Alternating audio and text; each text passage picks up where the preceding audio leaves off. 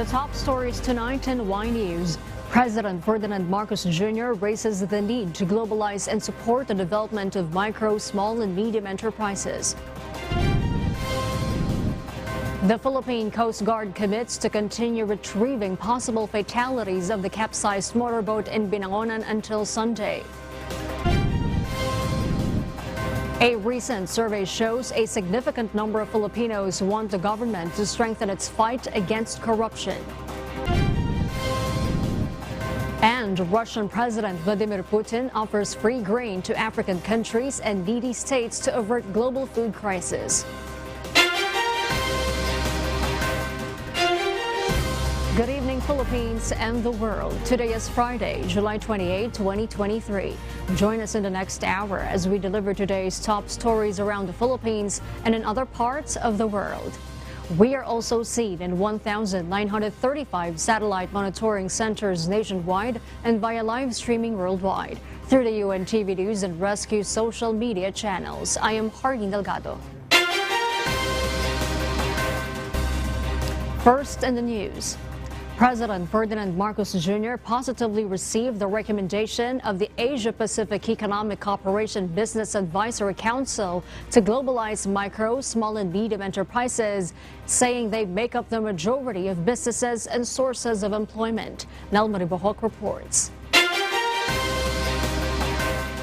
President Ferdinand Marcos Jr. raised the need to support the development of micro, small, and medium enterprises, or MSMEs, which make up the majority of the region's businesses and sources of employment. In his speech at the 3rd APEC Business Advisory Council meeting in Cebu City, the President welcomed the ABAC's recommendation to globalized MSMEs and expressed confidence that the body could make this happen. Micro, small, and medium enterprises, MSMEs, make up the majority of our businesses and sources of employment. Thus, it behooves us to equip them with digital tools and skills to enable their participation in the digital economy. PBBM recognized the leadership role of the business sector in setting up standards on responsible business conduct to prop up growth and development in the Asia-Pacific region. He also acknowledged the business sector's role in society and called for government's partnership. The government and business sector must come together to identify practical, pragmatic, and promising solutions to sustainably address pressing issues like energy insecurity, the triple threat of climate change, pollution, and biodiversity loss. In 1995, APEC leaders established the ABAC, tasked to provide the private sector perspective towards achieving free and open trade and investments in Asia-Pacific region. Nelma Ribohok, UNTV News and Rescue. We serve the people, we give glory to God. The Philippine Coast Guard will continue to retrieve possible fatalities of the capsized motorboat in Binangonan until Sunday. JP Nunez will tell us why. The Philippine Coast Guard, or PCG, continued its search and retrieval operations earlier today, July 28, on the capsized motorboat Princess Aya in Binangonan, Rizal. As of 2 p.m. today, the number of fatalities remained at 26, while survivors were up by 42. The PCG said they will still continue the search and retrieval operation until Sunday, July 30, to find other possible bodies of victims. Meanwhile, two officials of the Philippine Coast Guard in Binangonan substation have been relieved from their duties. Based on the initial investigation, they might have been negligent in physically inspecting the actual passengers of the capsized boat before it sailed. Dapat in-inspect niya physically. Yeah, we admit that. That's why yun ang subject for investigation po namin. The captain of the capsized boat admitted that the motorboat was actually overloaded. He declared that he was carrying only 22 passengers. However, he was carrying more than 60. Hindi ko po alam na noon habang naglalakad po ako ng Coast Guard, may sumasakay po na may sumasakay. Minsan po naman pag ayaw mo nang pasakay sila, Yung pasahero po nagagalit. As a result, he may face charges related to fraud for giving false information. The PCG and other authorities continue their investigation into the incident. JP Nunez, UNTV, News and Rescue. We serve the people, we give glory to God. Part of the permanent wall of C5 Road in Taguig City collapsed yesterday due to continuous rain. Luckily, no residents were injured in the incident, but those who live beside the wall have been evacuated due to the fear of total collapse. Some residents will stay in modular tents in the covered court of the barangay, while others are staying with their relatives. 47 families are affected, or equivalent to 164 individuals. Barangay officials and LGU are strictly monitoring the area to ensure no residents will return. Panapangambahan po natin kaya ayaw po silang maibalik po doon dahil sa po yun ay danger zone dahil po sa yung po ay dinadaanan po ng ating mga sakyan gaya po na itong mga four wheels, truck at lalo na po matatagtag kaya na ang MMD National ay nagbigay ng dalawang metro na in-adjust yung kalsada na hindi pwedeng daanan doon sa tabi ng nasabing C5 o landslide. The new Bilibid prison, or NBP, will no longer accept new persons deprived of liberty, or PDL. Dante Amento tells us why. Department of Justice or DOJ Secretary Crispin Boying Rimulya revealed they will have a policy that new prisoners would not be longer detained at the new Bilibid prison or NBP. The moratorium will take effect immediately as part of the decongestion process of the National Penitentiary. We will stop increasing the population in the NBP. Mababawasan yan pero hindi na yan madadagdagan. This effort is after discoveries of alleged mass graves, remains in septic tank, and violence among persons deprived of liberty, or PDLs, inside the maximum security compound. Rimulya explained new prisoners should not be put inside a correctional facility that is very congested. Ang point of view namin dito, simple lang. Wag mo na inculturate sa isang masamang kultura yung taong pwede namang iiwas mo na. May Sablayan, merong San Ramon, meron tayong Davao Penal Colony, meron tayong Iwahig. We have 6 other penal colonies, I think, pwedeng pagdalhan.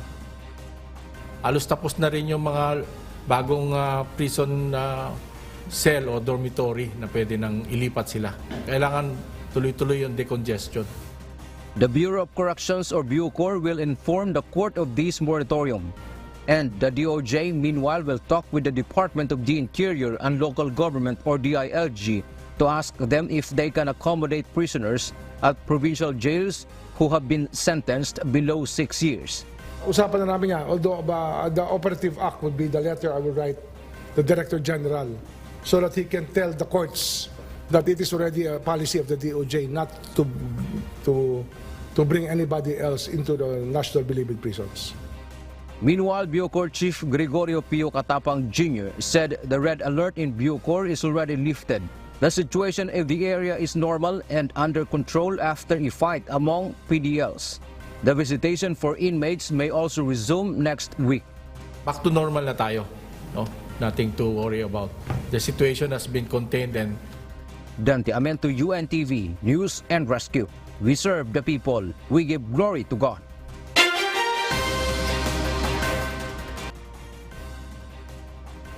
And for the news abroad, as the Capitol riot indictment approaches, the former United States President Donald Trump confirms a meeting between his legal team and the Department of Justice.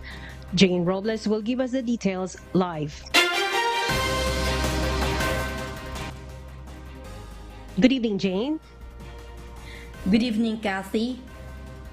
During a meeting with federal prosecutors on Thursday, former U.S. President Donald Trump's lawyers advised the Department of Justice, or DOJ, against pursuing him in connection with the 2021 Capitol riot. Trump, who is running for president again in 2024, also denied allegations that his lawyers were informed that he would be indicted soon. On Thursday, Trump conveyed a message on his Truth Social platform. Trump said that his attorneys had a productive meeting with the DOJ, stating in detail that he done nothing wrong, was advised by several lawyers, and that an indictment of him would only further destroy the nation. He added that during the meeting, no notice was given and do not trust the fake news. The former Republican president continues to claim that he lost 2020 election due to widespread electoral fraud, a false accusation that many Democratic politicians and other observers believe spurred the riot. Late last year, a congressional panel investigating the Capitol incident suggested that Trump faced criminal charges. Trump is currently leading a crowded contest for the Republican presidential nomination in 2024. Because of allegations of improper handling of confidential data, the former president is already charged federally. Less than 6 months before the general elections in May 2024, the case will be set because he pleaded not guilty to the accusations. Back to you, Kathy. Thank you, Jane Robles, for that live report. We'll share more global stories with you later, but for now, back to you, Harleen. Thank you, Kathy. For those watching our live streaming on YouTube, please click the subscribe button you see on your screen and ring the bell for notification. You may also follow us on Facebook. Majority of Filipinos want stronger fight against corruption, a recent survey shows. An analyst believes the government should ensure a stable policy environment in a bid to control corruption. This report will tell us why. A recent survey of Pulse Asia Research Incorporated shows a significant number of Filipinos want the government to strengthen its fight against corruption. In the survey conducted with writer questions commissioned by international think tank Stratbase ADR Institute, 84% of respondents agree that the power of national agencies, laws, and mechanisms to fight corruption should be strengthened. 3% disagreed, while 13% cannot say if they agree or disagree.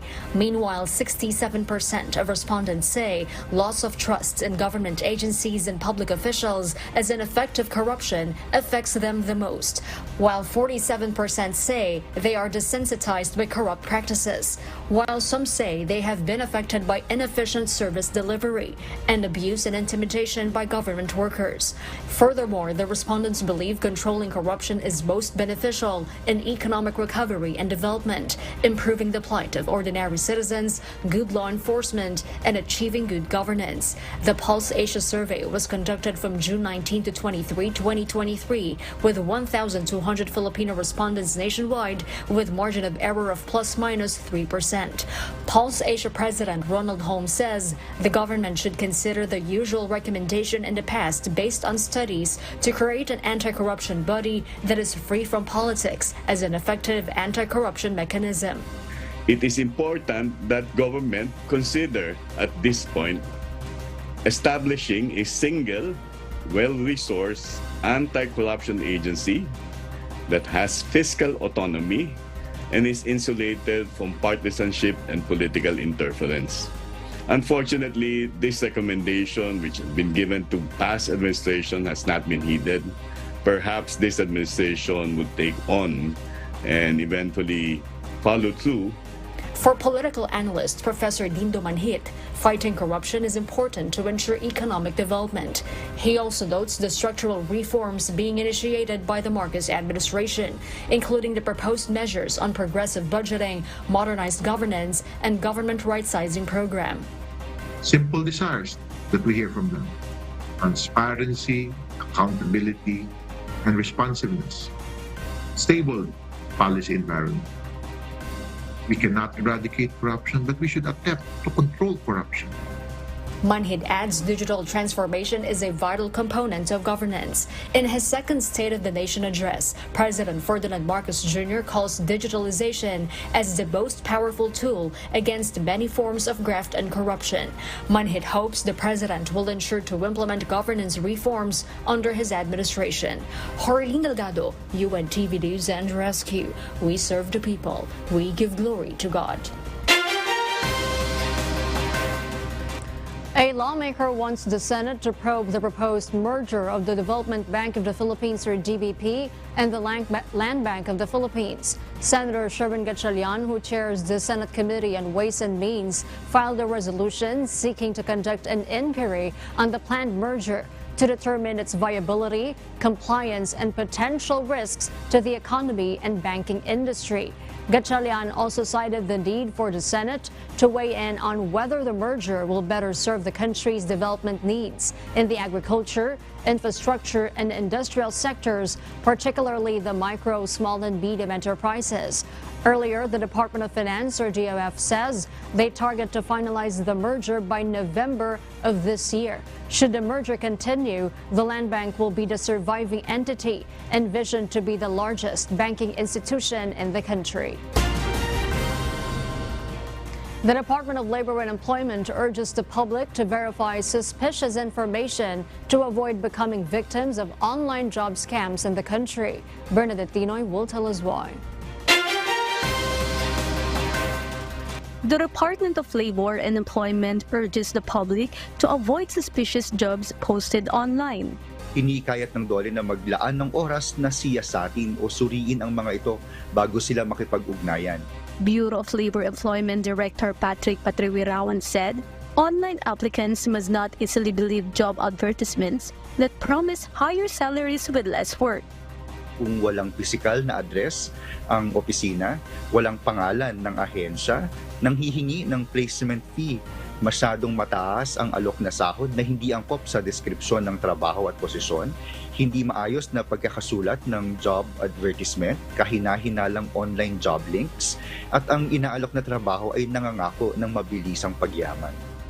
He added that they can file administrative cases against scammers in court under Article 38 of the Labor Code. The agency advises the public to visit legitimate online jobs through websites like philjobnet.gov.ph.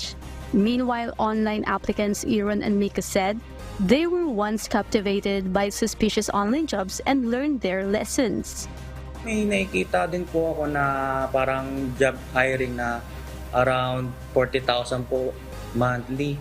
Parang nakikaya din po ako minsan na what if kaya itry ko to, pero minsan naiisip ko rin baka mamaya ay scam din pala ito.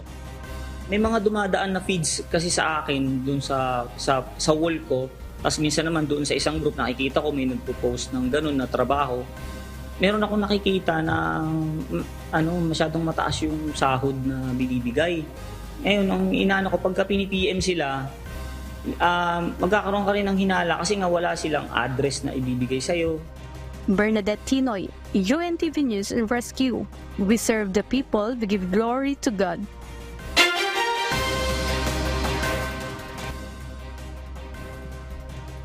And in other world news, global temperatures are alarmingly high, with the northern hemisphere now experiencing an extreme heat wave. The alarming temperatures are warming up European and American countries, with most of them experiencing bushfires and natural disasters.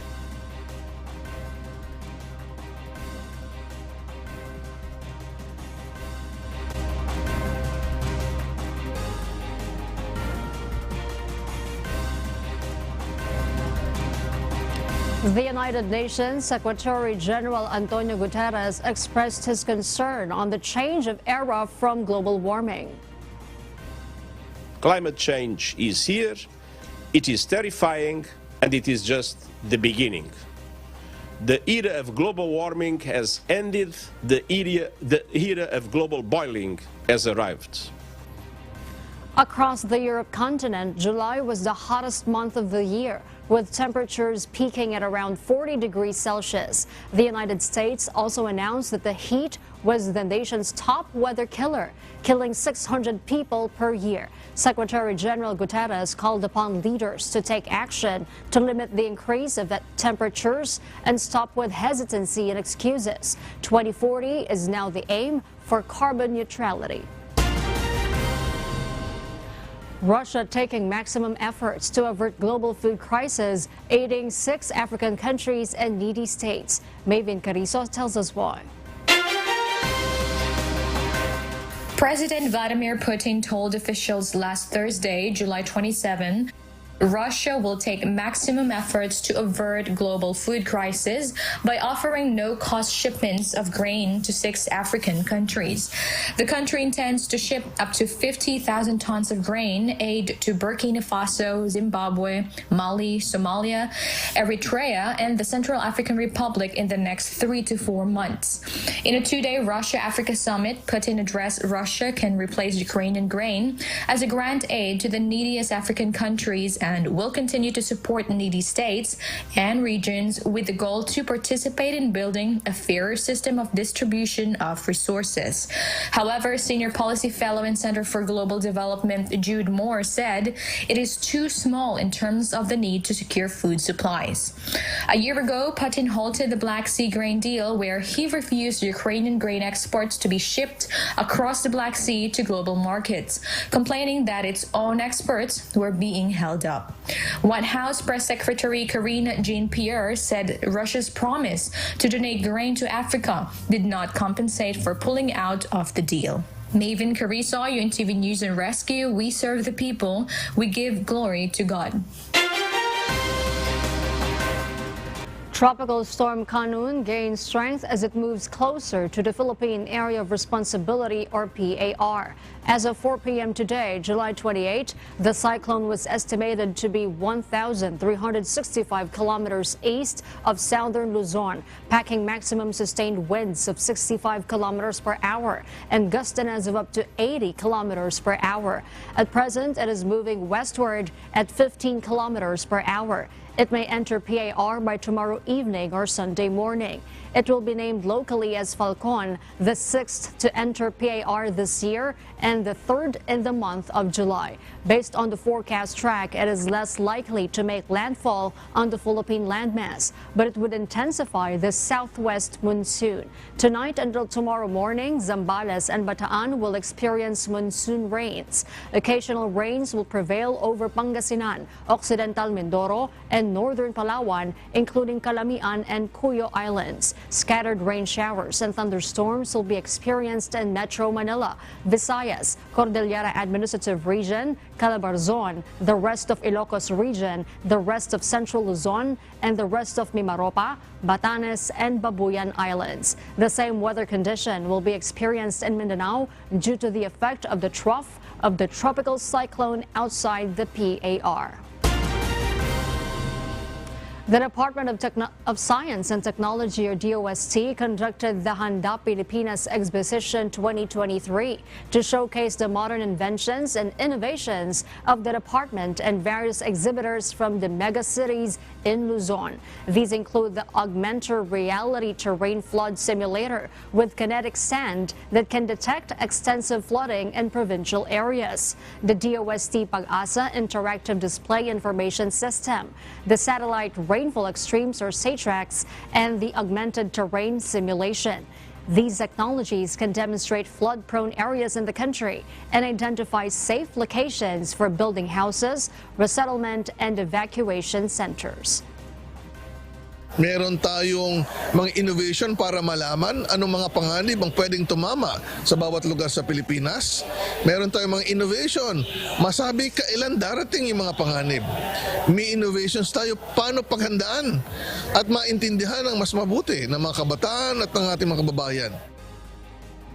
Lito Marialiana, a member of the Manila DRRM rescuers, shared his experience of training using new technologies, such as the XVR simulation of the University of the Philippines Manila DRRMH Center. Actually, marami silang simulation doon. Parang nag-ICS din kami, pero high-tech siya, virtuality. Kasi talagang makikita mo nakadagan yung pasyente, hanapin mo sila. Siguro mga around 35 na patient yun. So, ang nakuha ko 17. Mas maganda to kasi bukod sa mahasa mo ang iyong skills para mag-rescue sa iba't ibang situation. Meanwhile, there will also be a Pilipinas Exposition 2023 in the Visayas region in September and in Mindanao in November. The entire province of Ilocos Norte has declared a state of calamity due to the severity of the damage caused by Typhoon Egay. Currently, operations in some airports in the country are canceled due to the adverse weather conditions. Meanwhile, in Mountain Province, some roads are impassable after large rocks fell, blocking the way. Several trees have also fallen, obstructing the roads. Authorities are closely monitoring the water level in Chico River. Food packs and other necessities have been provided to residents who were brought to evacuation centers in Mountain Province. Our kasambahay, as the world faces these trying times amid the various challenges and uncertainties, we are inviting everyone to join the global prayer for humanity.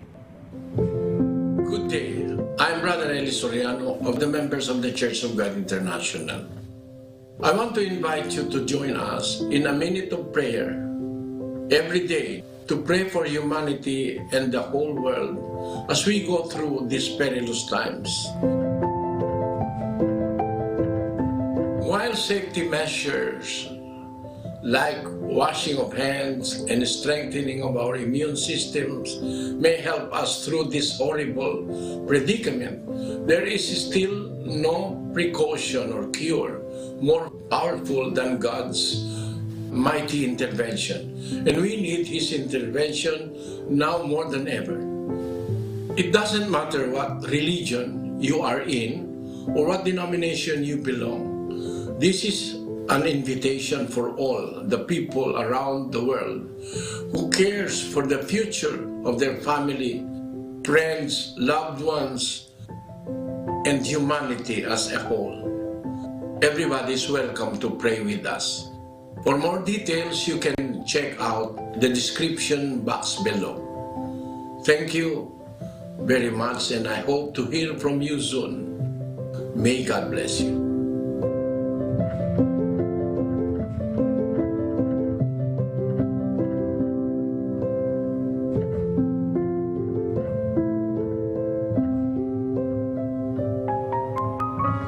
And before we close, we will leave you with a word, giving glory to God. From the book of Proverbs, chapter 15, verse 8, it says, "The sacrifice of the wicked is an abomination to the Lord, but the prayer of the upright is His delight."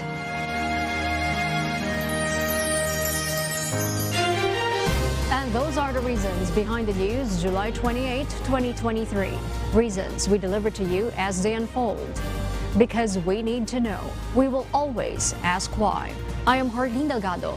We serve the people, we give glory to God.